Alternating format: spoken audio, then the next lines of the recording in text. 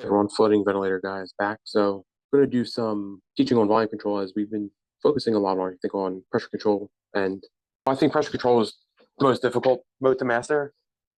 I'll try to focus on volume control a bit more just to introduce some more concepts. So initially, in some earlier videos, I went over the concept of Ohm's law, which is important and foundational to the mechanical ventilator. It's important that we understand it because it's what everything else is based on. So Ohm's law, which by definition is V equals IR, where the differential setup is based on the flow and the resistance.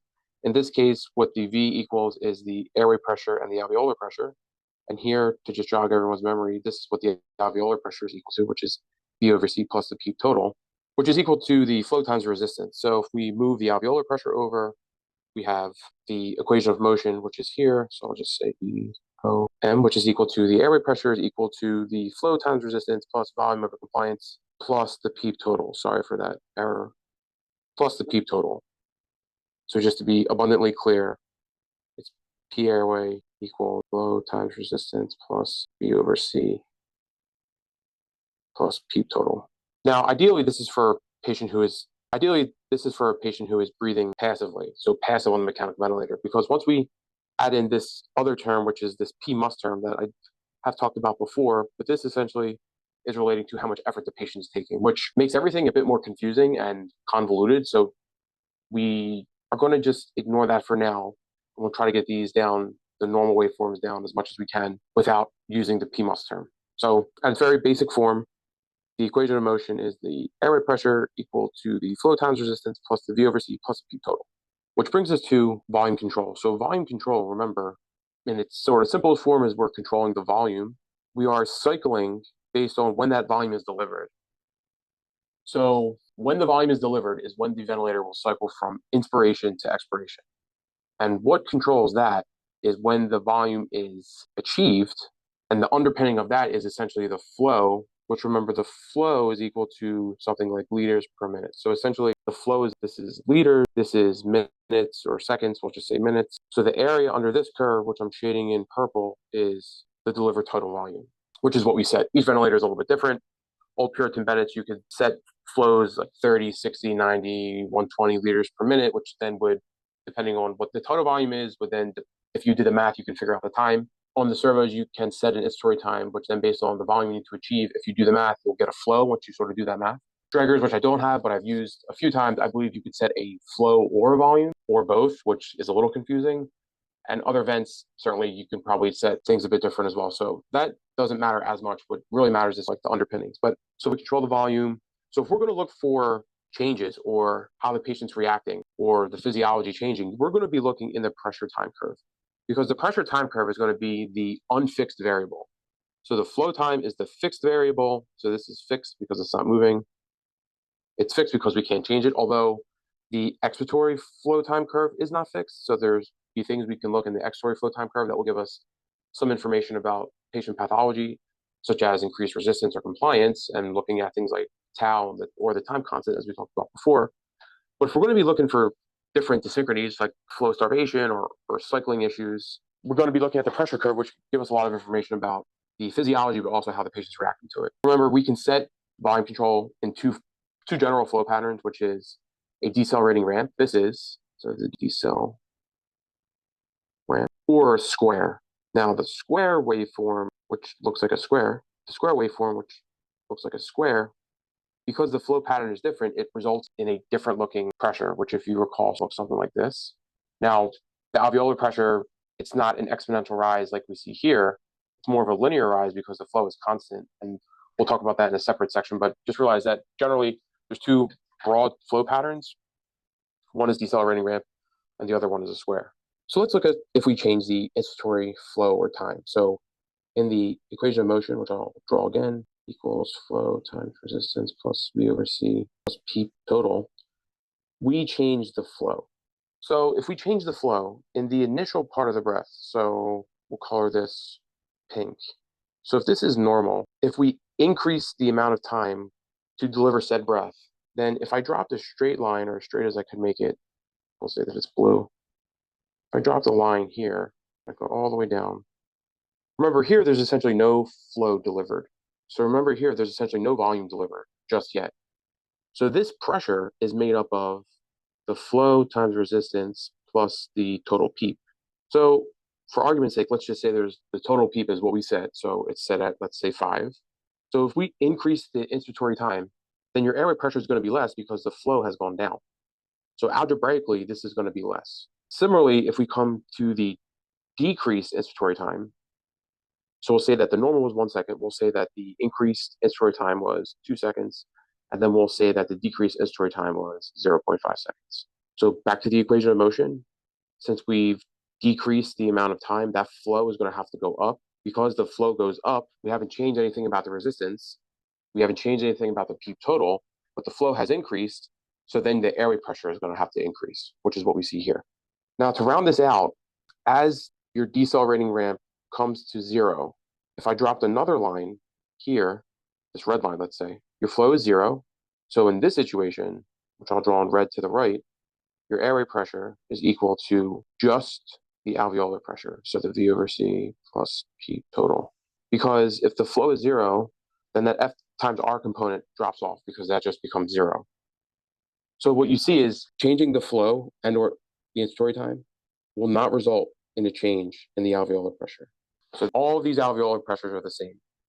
So if I drew a straight line across, at least as straight as I can make it, maybe I can do a different line here. Let's see, I can do a shape. Here we go. So this is in green going across. So this is normal. So we'll go to the normal waveform here. So this is normal, purple, red. Increased I time, decreased flow, purple is now lower than this purple. Red is still the same, right? We go to the decreased inspiratory time or increased flow. Purple has gone above the green line here. That goes up, but red is still the same. And why is it still the same? Because the alveolar pressure hasn't changed. We've changed nothing about the alveolar pressure. Therefore, that end pressure, when flow goes to 0, that airway pressure will just essentially be transducing the alveolar pressure. And in volume control, one of the things that we can set is that plateau pressure hold or the inspiratory hold, that you can set it to 0.1 seconds, 0.2 seconds. I generally take it off. But what you'll see is, you'll see essentially that airway pressure just transducing the alveolar pressure. Where can that could be useful if your patient has ARDS and you can get a breath-to-breath assessment of the plateau pressure without having to sit there and go in every time and do a hold maneuver if you set an end inspiratory pressure hold or a plateau hold on the mechanical ventilator end. I know the servos do that. Now moving to resistance, again, what you might be saying to yourself is that some of this looks like it's similar to the flow example that we talked about before. And that's true because remember, when we talk about the initial part of the equation, this is this black line I'm dropping as straight as I can. We'll drop another line. We'll say this black line. So we'll say that because at this black line, that flow times resistance piece is interconnected certainly.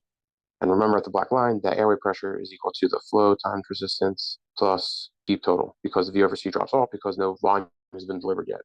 The difference with the airway resistance is that, so if this is normal, again, we'll do the purple, so we'll say this here. And for alveolar pressure, we'll say, so if we draw another line here, let's say, and this is normal, and let's say that on the next breath, the patient develops bronchospasm or is biting the ET tube or has a mucus plug. To deliver that volume in the same time, because remember, the time component hasn't changed. None of these time components change. To deliver that same volume in that same set amount of time, that airway resistance is going to have to go up. And you can prove that to yourself by coloring in the area under the curve, which is here. So a bigger part of this pressure becomes from that F times R component. Because remember, and I've said this before in other places, this area under the curve represents the F times R component. This area under the curve represents the V over C plus P total component. So if we color in the area under the curve in the same color, this sort of burgundy color for the V over C plus P total component, and we do it over here as well, I hope you can tell that that's about the same. But let's say that from the increased resistance, we give a nebulizer, we suction the patient, we give some sedation, whatever it is. And now the resistance goes down. So maybe it wasn't just biting the ET tube, maybe it was an actual bronchospastic reaction or something of the sort. But that resistance has gone down. So now to deliver this set volume, you need less pressure. So the contribution from the F times R component is much less. Therefore, that red shaded area under the curve in the third breath is much less. So what could be confusing is two things, and that I saw at least on the polls that I put out on Instagram, is that it seems like a big point of confusion that could be the compliance. Because if you had a decreased compliance, your peak airway pressure would go up, in any situation because you need more pressure to deliver the set volume if your compliance goes down as dictated by the equation of motion. I agree with that. However, remember the hint that I gave you is that this blue line was the alveolar pressure. And if you look at the red circles that I'm going to have little arrows in blue, they're all on the same line as this red line. So at end inspiration, like we talked about previously, when that flow goes to zero and that F times R component drops off, that airway pressure is transducing the alveolar pressure sensor. So they're all the same. So your compliance couldn't have changed because your alveolar pressure hasn't changed, number one. Number two is that if you go and look in the expiratory curve here, you'll notice that two things. One is that your peak expiratory flow is lower than normal in your increased resistance circuit. You'll notice that in your decreased resistance circuit, your peak expiratory flow is higher than your normal, and certainly the increased resistance circuit. Also, your time constant is longer in the increased resistance circuit. Your time constant is shorter in the decreased resistance circuit. Similarly, you can see that in the volume time curve as well. So it takes longer for this flow to get out. It takes longer for the volume to get out in the increased resistance situation. It takes shorter for the volume to get out in the decreased resistance circuit as compared to normal. So a couple ways you can tell that there's something happening with the airway resistance is by looking both at the flow in the expiratory limb and how the curve looks on the pressure. Because now obviously this is easy because I'm showing you the alveolar pressure and ventilators won't track the alveolar pressure sort of in real time, although the director tries to do it. But at any rate, if you're looking at a ventilator and you see the pressure look sort of like this, and just for the sake of example, the patient is passive, at the end of the breath, the pressure is less than what you started with, right? So your alveolar pressure is probably going to be less than whatever you had here. So if this was like 40, let's just say, and then you end at 25, your alveolar pressure is probably going to be closer to 25 because once you get to the end of the breath, then the ventilator is transducing your alveolar pressure more. Now, if I switched it and said this, let's completely switch it. We'll turn it backwards or try to at least.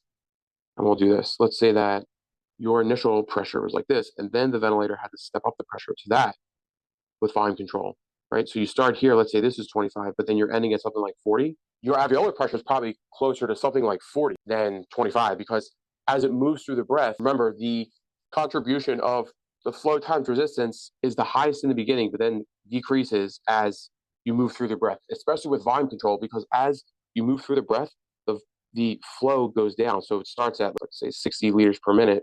But as you move through the breath, let's say here, this is going to be something like 30, and then it'll be 20, and then it'll be 10, then it'll be 0. So that contribution of pressure from the F times R component decreases as you move through inspiration in volume control because the flow is fixed. So you start at some high number, 60, 90, 40, whatever it is, and as you move through the breath, it goes to 0. So you can be assured that as you, in this example, if you start at 25, as you go through the breath, if it's increasing, that means that the V over C plus P total component is making up a larger portion of that pressure. And if that pressure is going higher and higher, that means that the alveolar pressure is high. So you need to figure out why is the volume too high? Has the compliance gone down? Is there auto peak? What could it be? Now we'll discuss the changes that occur in volume control with decelerating flow if there's change in lung compliance. So again, not to belabor the point, but pulling up the equation of motion, which is based on Ohm's law. The equation of motion is P airway equals flow times resistance plus V over C plus PEEP total. Remembering that this equation, V over C plus PEEP total, is the alveolar pressure, also known as the plateau pressure, which is of particular importance when we're talking about disease states like ARDS. So in the normal waveform, the flow decelerates to 0. So when flow decelerates to 0 for this second, while the volume is inside the lung, the pressure points that I've put in red, I'm going to try to drop a line through them. So all the pressure points that are lining up, what the red line essentially equals at that point in time is the P airway equal P alv. And the P alv, like I said before, black line is right here, V over C plus P total. So the P alv will go up if any of these change, meaning if the volume increases for some reason, if the compliance decreases because it's inversely related, or if the PEEP total goes up, either through auto PEEP or through us increasing the PEEP. Now remember, auto PEEP makes the compliance worse, which is why in pressure control, in the presence of auto PEEP, without any effort from the patient, your total volume will go down, because as we control the airway pressure in pressure control, if your PEEP total goes up, that starting point goes up, meaning there's less of a pressure differential from inspiration to expiration. Less of a differential equals to less volume. But in volume control, remember, we're telling the ventilator what volume we want to deliver. So if the ventilator starts to sense pressure, so we'll go to the decreased compliance example here. So let's do this. Let's draw maybe 3 lines and talk about the different things that the ventilator will encounter. So first line, then we'll say second line, maybe like mid-breath. And then we'll say another line like here at the end of the breath where the flow is equal to 0. And then what we'll do is drop a line across in dark red.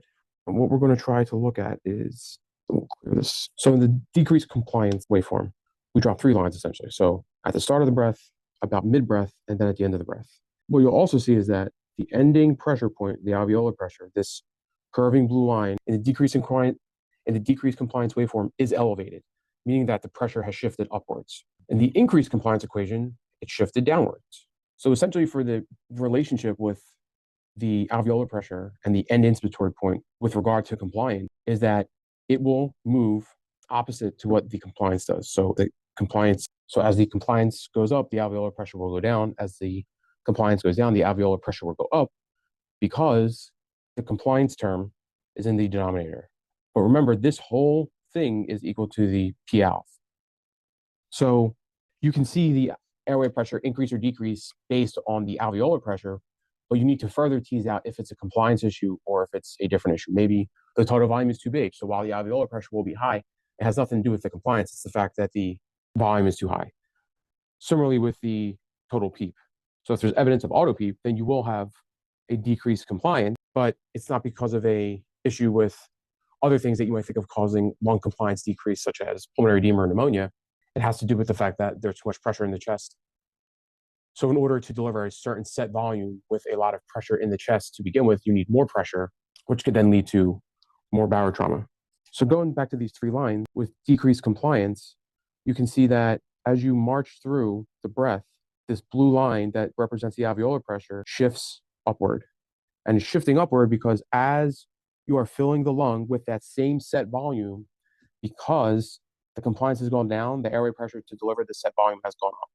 So if we erase all this and we go back to drawing, so we'll say that the red is that F times R component of the equation of motion.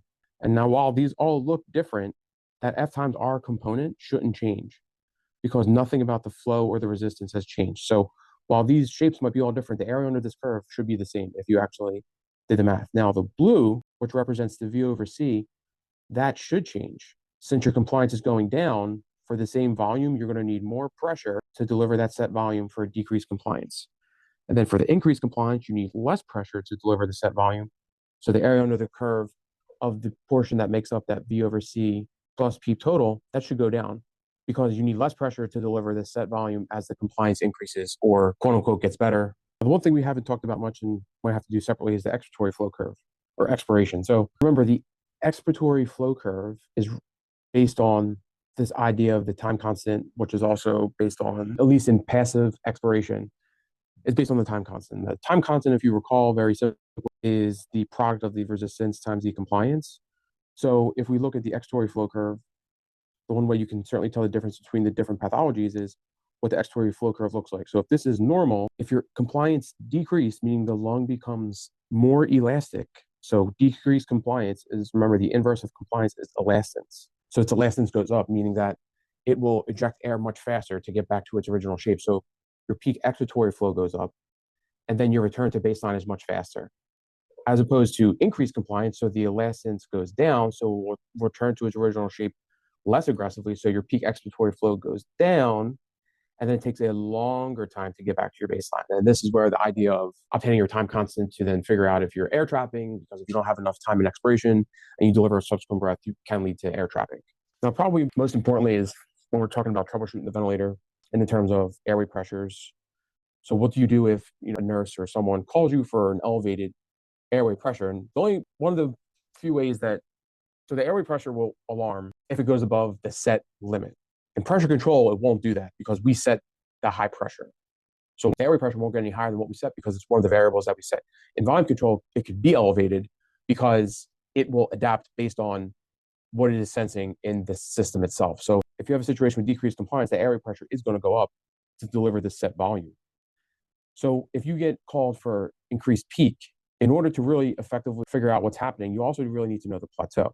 Increased plat, so increased peak, increased plat. Remember, that's going to relate to something in the alveolar pressure, meaning either the V, the C, or the PEEP total. let's say, increased peak and normal plat, so plat is normal, this portion of the equation is going to be normal. So that leads you to the other portion, which is the F times R. So either the flow has gone up, either us increasing the flow or the inspiratory time going down. Because remember from previous, if the inspiratory time goes down, that flow needs to increase to deliver that set volume in the same time frame. So that flow is going to have to go up. A resistance issue, which could either be bronchospasm, mucus plug, or just the patient biting.